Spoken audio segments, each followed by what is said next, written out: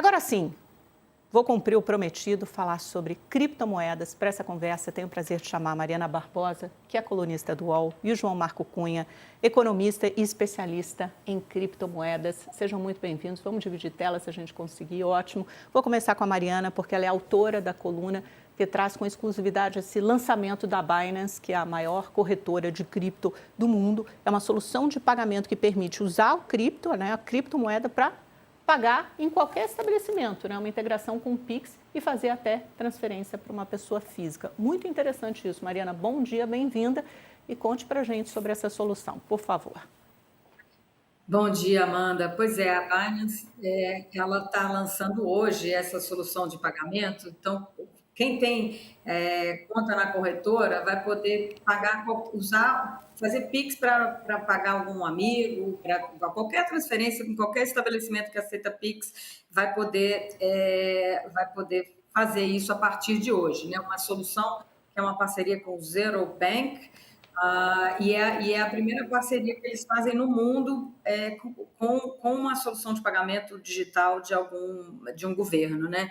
E isso tem um potencial de trazer muita gente para a base da Binance. Eles tentaram há uns anos atrás, há uns 2 anos atrás, eles lançaram um cartão de crédito que você podia pagar descontando direto da conta, e depois eles interromperam isso no mundo inteiro, mas nesse período que esse cartão ficou em vigor aqui no Brasil, eles conseguiram, metade das pessoas que pegavam o cartão eram clientes novos, né? Então, assim, tem uma possibilidade de democratização aí ainda mais, né? Hoje tem pesquisas que mostram, uma pesquisa recente que mostra aí que 15% da população brasileira já tem algum investimento em cripto, é mais do que investimento em dólar, é mais que no Tesouro Direto. Quer dizer, o cripto é uma moeda muito popular, e quanto mais você amplia a usabilidade dessa moeda, né, quer dizer, mais você democratiza, né, dá mais acesso a esse meio de pagamento, né. É muito interessante. Até deixa eu citar esses números do estudo, que você conta na sua coluna, que assim, é um estudo em parceria do Datafolha com a Paradigma Education, que diz que 15% dos brasileiros possuem algum tipo de investimento em criptomoedas, e isso supera os investimentos em dólar. 14% dos brasileiros têm investimento em dólar, no ouro são 9%, em ações são 6%, ou seja, o dobro do número de brasileiros, a porcentagem tem investimentos em cripto, do que em ações, que é algo muito mais corriqueiro e que está aí há muito mais tempo. Até vou aproveitar para trazer o João para a nossa conversa e já te perguntar, João Marco Cunha, por que a cripto se tornou tão popular entre os brasileiros? Como é que está o Brasil em relação a outros mercados do mundo? Eu lembro que eu tinha visto ontem um número naquela Pew Research nos Estados Unidos, 17% dos americanos têm investimentos em cripto. Não sei se esse número já foi atualizado, acho que é uma pesquisa do final do ano passado. Mas o Brasil, então, está aí entre os principais mercados do mundo. E fala um pouco sobre essa solução, Como é que você vai integrar um ativo que normalmente é considerado um ativo de investimento para virar uma forma de pagamento? Porque quando a gente pensa em investimento, a gente está pensando que vai deixar lá por um tempo para render. Mas aí você usa como forma de pagamento? Bom dia, Amanda. Bom dia, Mariana. Sim, cripto tem essa natureza dual, né? O Bitcoin ele começa, né, se você vai ler o white paper, né, que deu origem ao Bitcoin, ele é exatamente uma forma de pagamento peer-to-peer, né? O que está escrito, né, o que o Satoshi Nakamoto escreveu, que é a visão que ele tinha de uma forma de pagamento. E essa narrativa, com o passar do tempo, ela foi evoluindo para Bitcoin como uma reserva de valor, mas a origem ali é um meio de pagamento. Então, cripto sempre teve essa característica, digamos, dual, né, de poder ser um ativo de investimento, mas ao mesmo tempo ser um sistema de pagamento das economias, né, da economia blockchain, dentro da blockchain, né. Então, uma solução, por exemplo, como essa que a Binance está trazendo, ela de certa forma reforça esse caráter dual, né, porque diferentemente de outras classes de investimento, você não pensa em pagar uma conta, por exemplo, com a sua ação da Petrobras, com a sua NTNB, enfim, ou com o seu fundo de investimento, mas cripto, por ter essa natureza já dual, ela permite, né, digamos, a fronteira entre um ativo de investimento e um meio de pagamento, que é muito clara, né, em finanças tradicionais, em cripto ela é nebulosa, não existe uma linha clara, cripto aqui é investimento e aqui é meio de pagamento, né? E essa solução da Binance só reforça essa noção. E sobre o mercado brasileiro de cripto, em comparação com o americano e com outros, o brasileiro se interessa muito por criptomoeda? Sim, sim, a gente tem várias pesquisas internacionais mostrando que aqui no Brasil você tem uma adesão muito grande à cripto. Eu, a gente acredita, né, que isso está relacionado à alta rentabilidade, né, que tem de certa forma, o desinteresse que a gente vê aqui na Bolsa. Né? A gente tem uma Bolsa que em várias janelas relevantes, ela perde para o CDI, né? Então acaba deixando de ser atrativa, né, para o público brasileiro. Quando você vai olhar uma carteira padrão dos Estados Unidos, você tem 60% de bolsa, né? Portfólio muito comum, você fala 60-40, 60% bolsa, 40% em bonds, né? Em renda fixa. E aqui no Brasil, o quadro é totalmente diferente. Né? Essa pesquisa está falando que 6% dos brasileiros têm alguma exposição à bolsa. Né?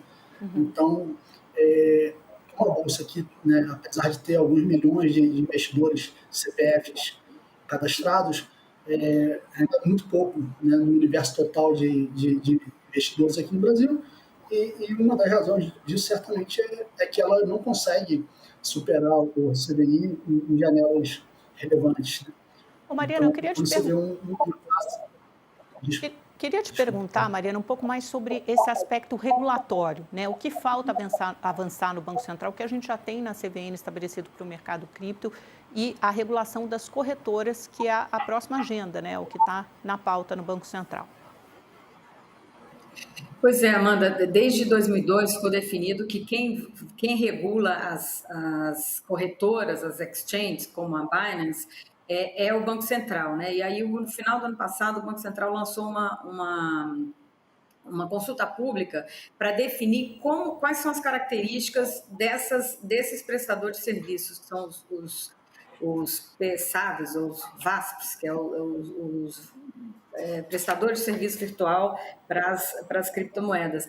E essa consulta vai definir, ela é muito importante, sobretudo nesse momento que se existe nessa possibilidade de democratizar e de mais gente usar como meio de pagamento, quer dizer, gente que vai ter pode fazer mais depósitos nessas corretoras. Então, tem uma série de questões que precisam ser reguladas para definir o que acontece com esse dinheiro. Quer dizer, se uma dessas corretoras falha, né, porque a Binance ela é muito grande, ela tem aí mais de quase metade do mercado, né? Globalmente, ela tem 160 bilhões de ativos sob gestão, 270 milhões de clientes. O Brasil está aí nos top 10 da Binance, mas tem uma série de outras corretoras pequenininhas, tal. Então, como é que fica se a corretora falha, né? Quer dizer, o seu dinheiro ele vai entrar ali na massa falida daquela corretora, ou ele vai ser devolvido imediatamente? Quer dizer, como é que ele vai ser classificado como ativo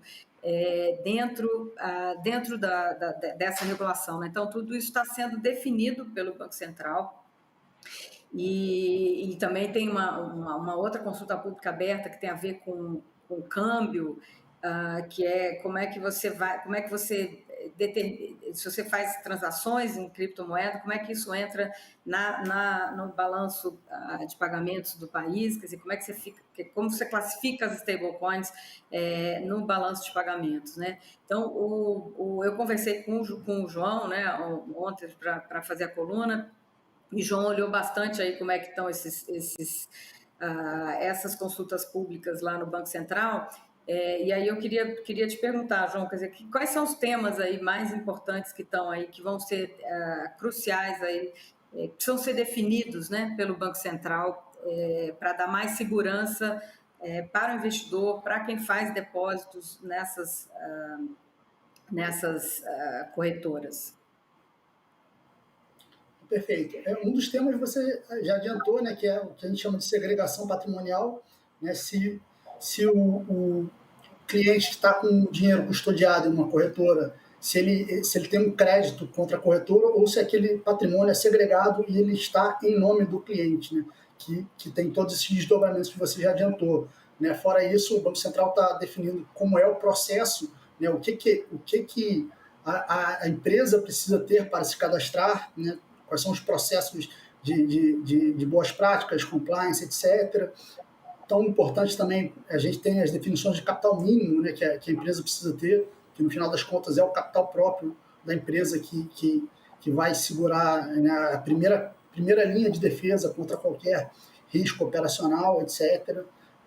E tem também, como você falou, a consulta 111, que é justamente como é que você enxerga esse mercado de cripto à luz do balanço de pagamentos, né, das contas internacionais do governo, porque, de fato, cripto é uma coisa que não está no Brasil nem fora, né? Tá no mundo inteiro, é online. Né? Então, como é que você vai interpretar?